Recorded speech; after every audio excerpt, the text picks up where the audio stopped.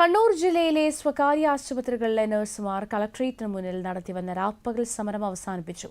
വിവിധ ആവശ്യങ്ങൾ ഉന്നയിച്ച് 6 ആശുപത്രികളിലെ നഴ്സുമാരാണ് സമരം ആരംഭിച്ചിരുന്നത്. ഇതിൽ 5 ആശുപത്രി മാനേജ്മെന്റ് MLA ടി ഒ മോഹനന്റെയും കളക്ടർ പി വിഷ്ണുരാജിന്റെയും സാന്നിധ്യത്തിൽ നടന്ന ഒത്തുതീർപ്പ് ചർച്ചയിൽ ഒപ്പുവച്ചു. ഒരാശുപത്രി ചർച്ചയിൽ നിന്ന് വിട്ടുനിന്നതിനാൽ പ്രസ്തുത ആശുപത്രിക്ക് മുന്നിൽ സമരം തുടരുമെന്ന് ഭാരവാഹികൾ അറിയിച്ചു. ധാരണയനുസരിച്ച് 2017 പ്രഖ്യാപിച്ച മിനിമം വേതനം കുടിശ്ശിക ഉൾപ്പെടെ നൽകുന്നതിന് തീരുമാനമായി. കുടിശ്ശിക ഓഗസ്റ്റ് 30 മുതൽ 5 ഗഡുക്കളായി നൽകും. ഈ സാഹചര്യങ്ങൾ കാണിച്ചുകൊണ്ടാണ് ഞങ്ങൾ സമരത്തിലേക്ക് ഇറങ്ങിയത്.